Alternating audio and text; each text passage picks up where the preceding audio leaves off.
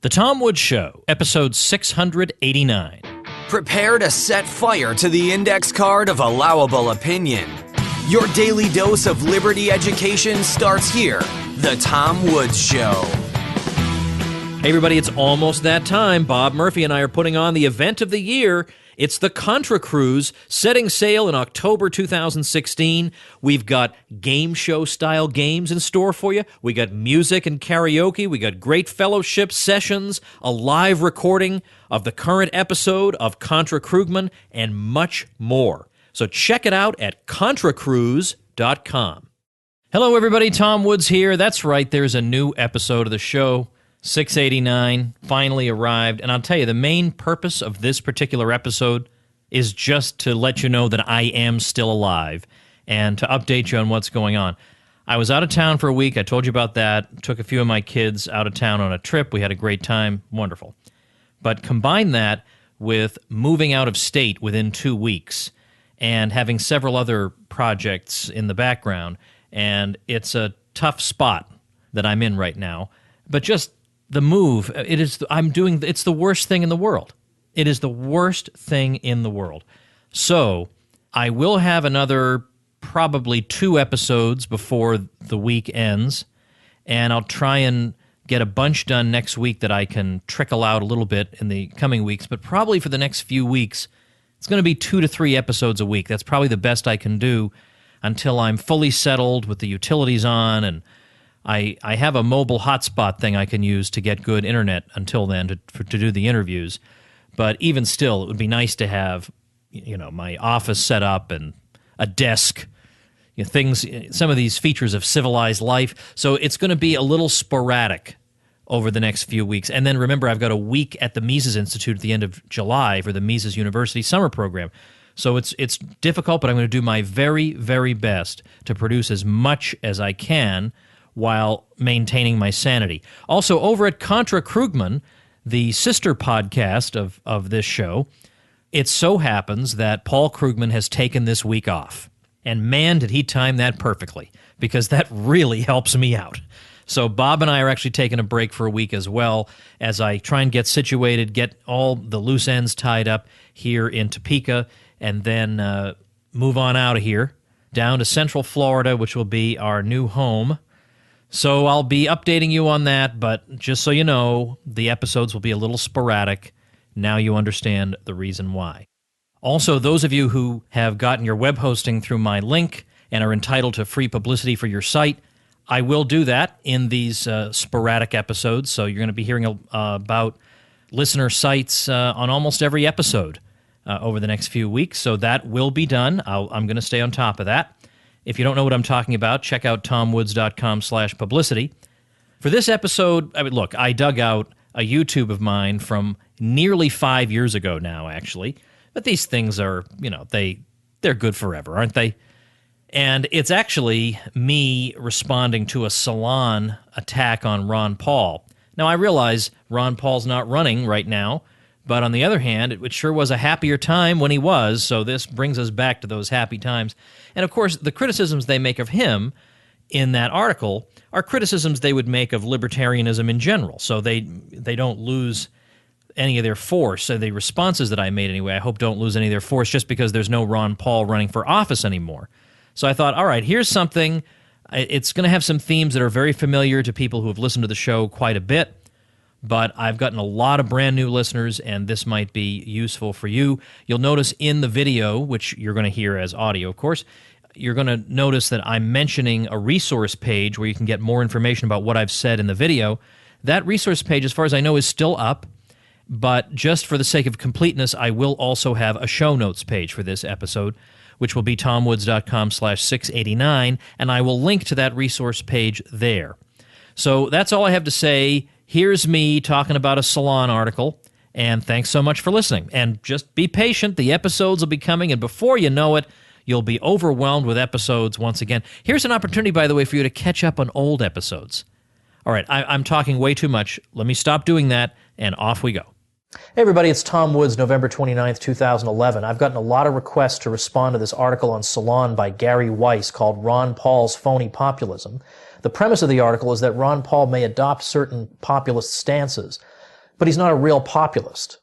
Sure, Ron Paul was against all the bailouts, and sure, he's against the warfare state, and sure, he doesn't buy into the third-grade foreign policy propaganda that's drummed into Americans' heads by the American establishment, and sure, he doesn't think it's a good idea to take poor, vulnerable people and toss them into government cages because they committed some victimless crime. I mean, sure, Ron Paul takes all these positions, and sure, the percentage of Americans in public life taking those positions in total amounts to about 0.0003%, but that's still not quite enough to meet the exacting standards of Salon.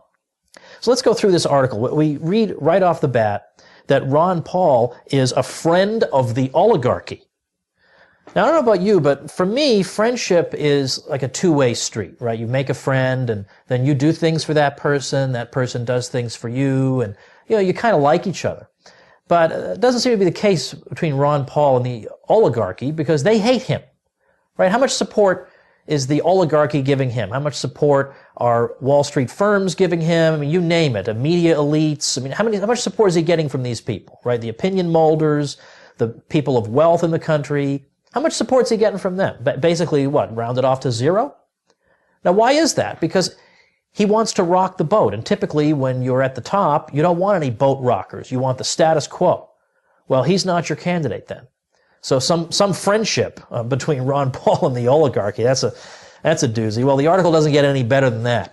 And let me point out that there are a lot of arguments being made in this article, one-sentence arguments. Hey, he wants to get rid of this. Hey, he wants to get rid of that. And every one of those things could be a whole video talking about this cabinet department, that cabinet department.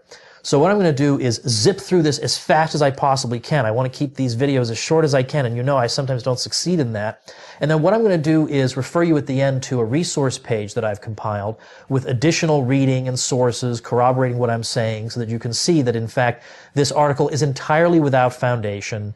It's entirely myth-making. It basically, what goes on is that the alleged conservatives believe whatever the federal government tells them about foreign policy, and the alleged progressives believe whatever the federal government tells them about domestic policy. And Ron Paul basically says it's the same scam perpetrated by the same people, and I don't believe anything they're saying. Well, that to me is why he is a man of the people, because he refuses to fall for this third-grade myth that, without our wise overlords in Washington, where would we be? We'd all be earning 10 cents an hour. Our consumer products would be exploding. We'd all be eating poison food. We wouldn't have any art or science. It's all these sorts of premises that are unquestioningly accepted by Gary Weiss in this article. So obviously I can't respond to them all. I've responded to these in many videos. I don't want to keep repeating myself, but on my resource page, I'll give you all the videos and corroborating articles and book excerpts that you need to see what this guy is full of, and it's not a search for truth, put it that way. So now Ron Paul, in his budget plan, where he's going to cut $1 trillion in the first year from the U.S. budget, which is still not enough to balance the budget, but it's got everybody in the media class totally terrified. Oh my heavens, what would we do if we ever went back to the federal budget of 2006? What a disaster, right? People would be in the streets dead. We'd be stepping over corpses on our way to work if we ever went back to that austere federal government budget of 2006. So let's go through these departments. I'm going to go through only 2 of the departments, and the other 3 I'll put on the resource page. But let me read Gary Weiss. No more aid to education. Goodbye, Department of Education. Come on now. Goodbye. So what? So what? The Department of Education was started in 1979 under Jimmy Carter. And when it was started, you know who was against it? Not just the terrible right-wingers who are against education because they thrive on ignorance and all whatever. It was the New York Times that was against it, the Washington Post that was against it, the American Federation of Teachers that was against it. And they were basically saying that adding one more layer of bureaucracy to the existing layers of bureaucracy is not what's needed to solve our educational problems. Well, I think it's a fairly good point made by people who aren't exactly known as being right-wing extremists. But now for Gary Weiss, it's like unthinkable to be opposed to something that even the Washington Post and the New York Times were once opposed to. So Gary Weiss, as usual with all these thought controllers in the media, wants to make sure that the range of options available to us is always shrinking. Like, sure, the New York Times may have allowed this 30 years ago, but you can't think that now. Well, what have the results been? I mean, do you walk around and say to yourself, boy, people are really much better educated now? That people were a bunch of doofuses in like 1971, but boy, my goodness gracious, I talked to the average 17-year-old and boy, it's just one golden insight after another. Well, no, of course not. In spite of a huge increase in the amount spent, controlling for inflation, per capita, there have been no cuts in education, obviously. The spending on education has ballooned, and the results are, well, not very impressive. You get rid of the Federal Department of Education, all you're doing is basically saying, well, people should just run their own schools in their own neighborhoods, right? The states should run it, or localities should run them, or churches, or private organizations, or parents. That's all you're saying. You're not saying there'd be no education just because you get the federal government out of it. That's all it's saying. So basically, Gary Weiss ought to be honest with the public and say, I think Americans are too stupid to run their own schools, so we can't get rid of this federal agency overseeing it. He ought to be honest enough to just come right out and say that. Then we've got no more programs to promote commerce and technology. Goodbye, Department of Commerce. Is this guy serious? The Department of Commerce, as anybody who knows anything about it knows, and by the way, it's not enough knowing about a cabinet department to just know what its name is. I know it's called the Department of Commerce. That doesn't mean that all it does is facilitate commerce, and if you like commerce, you must like this department. You got to go a teensy bit beneath the surface sometimes when you're learning about things like this. The Department of Commerce may as well be called the Department of Corporate Welfare. That's basically what it is. It's all corporate welfare. What would be the opposition to getting rid of this thing? Like, why? It's just corporate welfare. And then this implication that without government sponsorship of technology, we won't have any technology is too laughable, really even to consider. And I've talked about this, and I'll put some stuff on the resource page about it. But when you look at government funding of science, the private sector was much, and I sometimes call the private sector the voluntary sector, the sector where things are done without a gun in the ribs, which is more than you can say for the government sector. In the private sector was much more generous as a percentage of GDP in funding science than governments have ever been. And I've written about why it is that these sources have begun to dwindle as government funding has expanded. But the point is that the private sector has funded it much better. And in the 19th century, when Britain was riding high as the industrial power of the world and scientific power of the world, it was spending zero on government science and technology funding, whereas France and Germany were spending enormous sums on it and were lagging very far behind. Now, what if the situation were reversed? What if Britain was spending an enormous amount and they were doing really well? France and Germany were spending nothing and were lagging behind. Well, Gary Weiss would say, hey, you stupid Neanderthals, don't you see we need government funding of these things? But when exactly the opposite is the case, as it almost always is with these government myths, like we wouldn't be able to survive technologically without the government, when the exact opposite is the case, what do we hear? Crickets, right? Gary Weiss doesn't even mention, he probably doesn't even know about it. Wouldn't surprise me at all. Then we hear about Ron Paul's opposition to the very existence of the Federal Reserve. We don't get any arguments in favor of the Federal Reserve from Gary Weiss, the implication being that, of course, all reasonable people support the Federal Reserve. Well, it's interesting to see a progressive like Weiss come right out and support the most reactionary institution in American life, the Federal Reserve, which stands ready to backstop the most influential and wealthy individuals and institutions in the country. And that's what it does, as not just as the lender of last resort and the bailouter of last resort, but in the whole cartel structure of the American banking system. That's exactly what it is. The Federal Reserve presides over a structure that has nothing whatsoever to do with the free market. The American banking sector is about as far removed from the free market as you can get, short of outright nationalization. So we're supposed to be in favor of the Fed, I presume, because he doesn't deign to give us an argument. We're supposed to be in favor of the Fed, presumably because the Fed has given us economic stability. And it has given us fewer and shallower recessions. And before we had the Fed, we had all these ups and downs. And thankfully, we don't have that anymore. Well, again, look at my resource page. You look at the real statistics, not the phony baloney ones that were being used 20 years ago, but the ones that real scholars, including Christina Romer, by the way, who was in the Obama administration. So it's not just, my friends. It's everybody recognizing this. You look at the real numbers. These claims the Fed makes for itself are not even true. It's not true that we've had more stability or fewer or shallower recessions.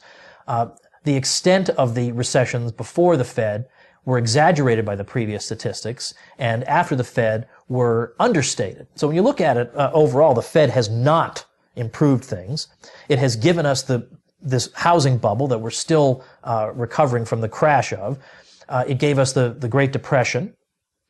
And moreover, what's it done for the average person? What's it done? Has it made his life better? No, the average person can't save for the future. Because if you just pile up green pieces of paper issued by the Federal Reserve and then expect to retire on that, they're not going to be worth anything by the time you retire. Before the Fed, you used to be able to do that. But now, if you want to retire, you've got to be a Wall Street speculator. You've got to take your green pieces of paper and just go into the markets and hope that somehow you can hold on to the value of your nest egg, the purchasing power of your nest egg. You've got to hope for that. Well, gee, thanks a whole lot, Gary Weiss. Your overlords are really super. But I've got a whole lecture where I talk about the real situation, what was really going on in those economic cycles and panics before the Fed, over at my resource page. Stay tuned to the end. We'll give you that. Then we get this discussion of Sarbanes-Oxley and Dodd-Frank and the Securities and Exchange Commission. So let's go through that as quickly as possible. Weiss says that Paul would not reform the abysmally flawed and underfunded Securities and Exchange Commission. He would eliminate it. Well, I love how he says it's underfunded, right? For every progressive, everything's underfunded. And if you just spend a few more bucks, it'd solve all your problems. But that's in fact not the case.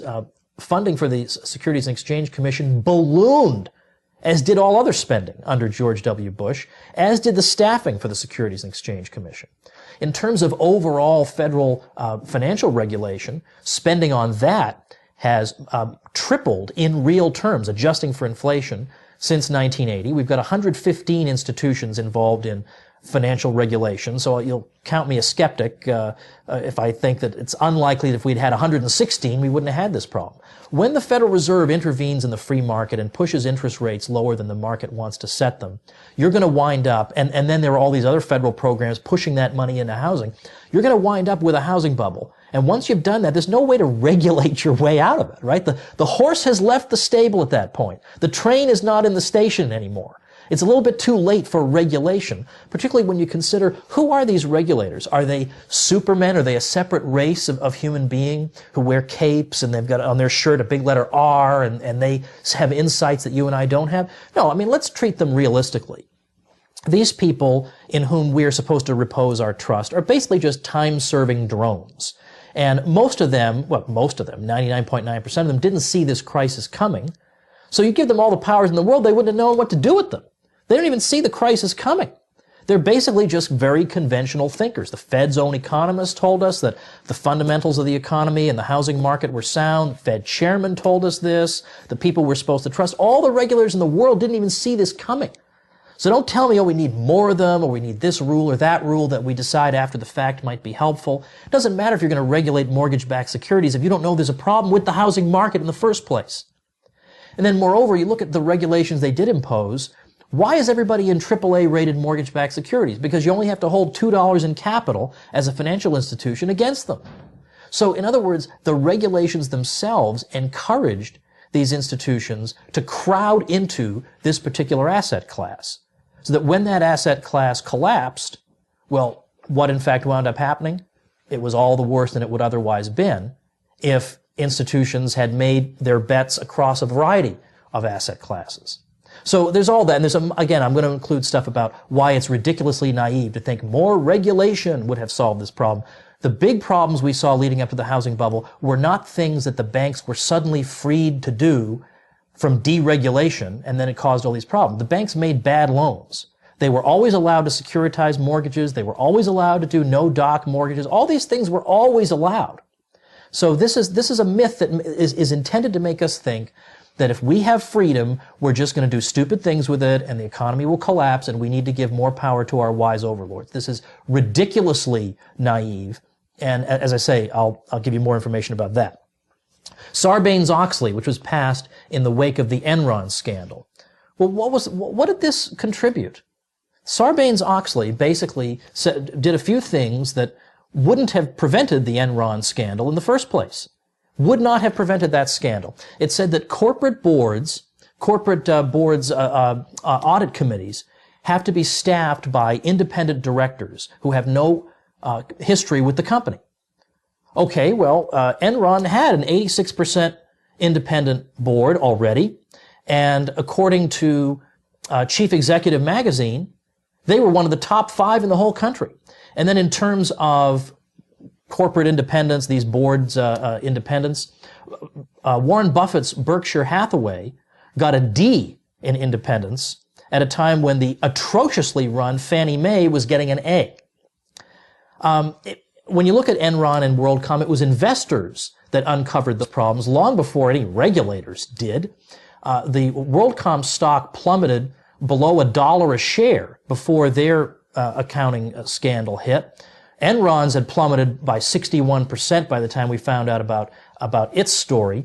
The Wall Street Journal in 2006 reported that over the past 4 years, of the 700 prosecutions of corporate offenses, 0 prosecutions had resulted thanks to Sarbanes-Oxley.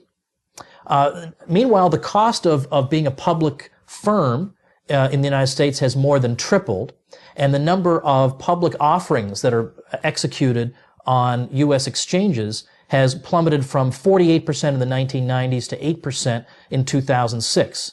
So this is a myth, right? This Sarbanes-Oxley thing, which we're supposed to believe is going to save us and solve our problems. And then we're told in this article that Dodd-Frank, the most recent financial reform bill, this is great, and you can't possibly be against that.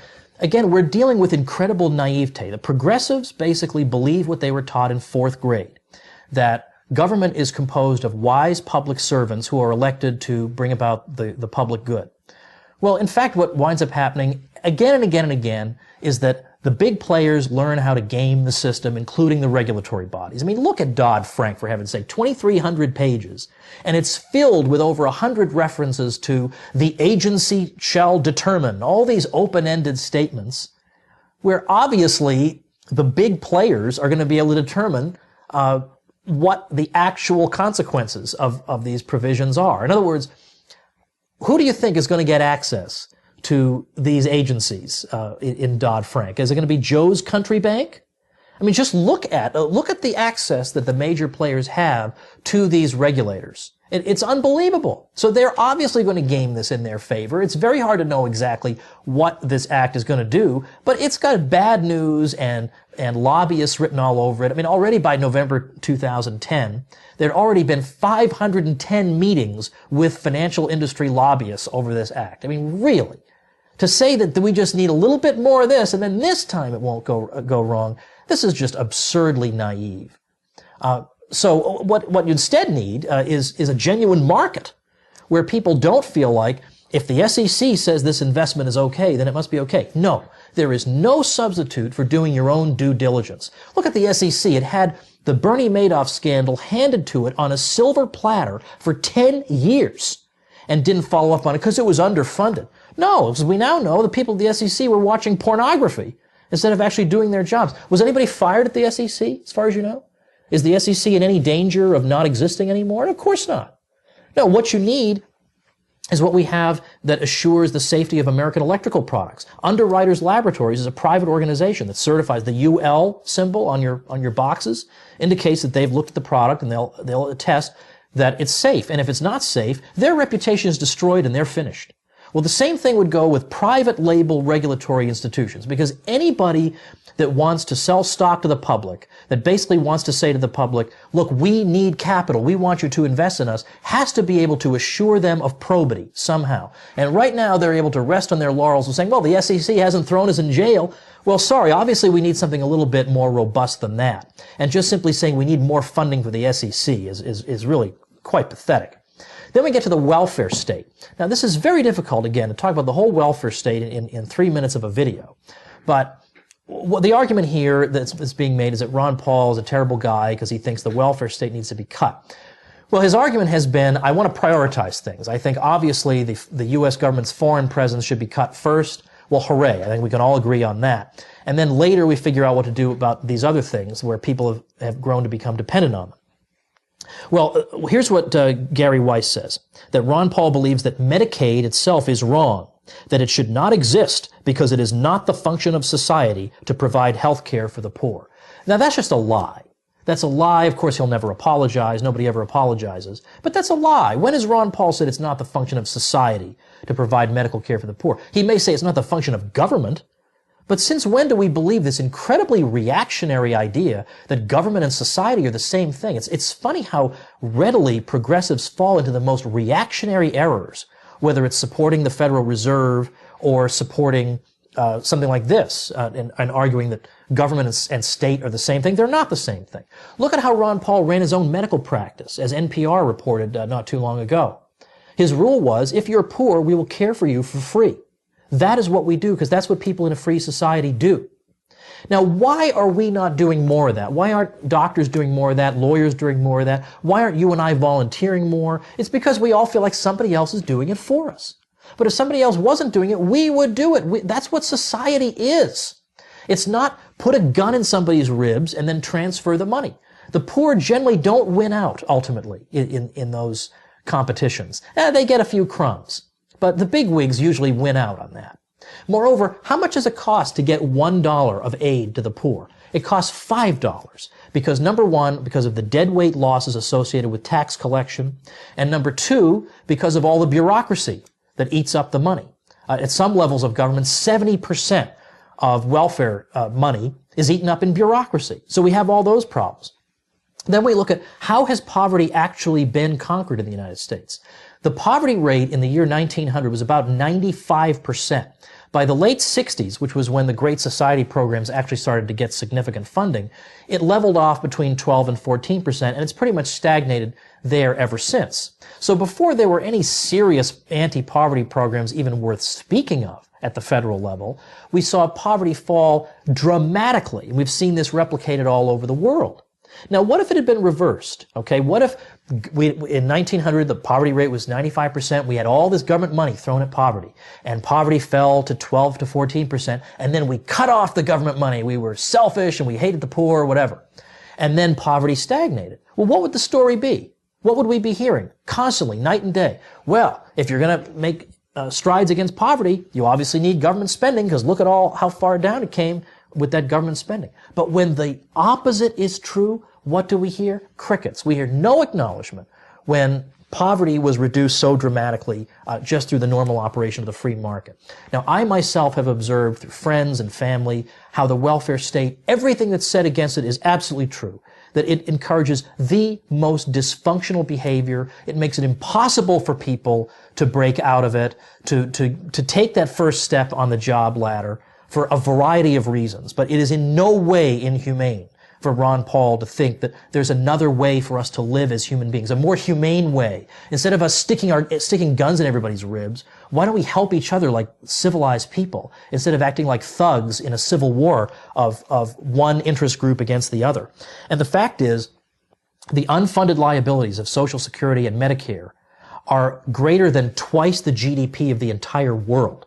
Obviously, something is going to have to be cut back, and we as civilized human beings are going to have to step up and say, I am going to help fix the wreckage that was caused by government getting people into this terrible trap in the first place. So then finally we've got, so yes, he opposed the Wall Street bailouts, and that is also yay-worthy to many people. So yeah, sure, yeah, sort of like a throwaway line, sure. As if that's just like an easy thing. Sure, he was against the bailouts. How many people were consistently against the bailouts? Hardly anybody. I mean, that's a huge point in Ron Paul's favor. Well, to make a long story short here, Ron Paul is against a whole lot of things the government is doing because he believes in the people. He believes that you and I can solve our problems. If we're concerned about a problem, if we're concerned enough to vote for some schmo to loot us and then skim 70% off and then do whatever he wants with the money, then we're also good enough to just handle the problem ourselves. And that's ultimately the lesson of Ron Paul. Andrew Jackson had as his slogan, equal rights. And what he meant by that was not that I'm going to loot some people and give to others. He meant nobody gets any special privilege that's brought about through government violence. That was what he meant by equal rights. And that's why in his day, he was considered a man of the people. That's who Ron Paul is. He doesn't believe the propaganda of the people in Washington that we would all be helpless boobs without them. That is a terrible libel on the human race that progressives have bought into. There is no evidence for it. It's philosophically despicable. And Ron Paul is the great champion of those of us who reject it and who embrace the idea of freedom.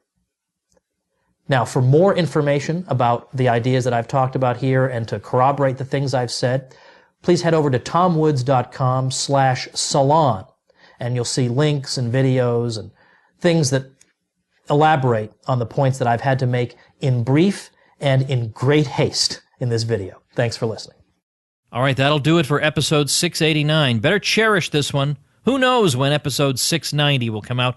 Well, probably tomorrow, if not the next day. But 2 to 3 episodes a week. I'll do my very best.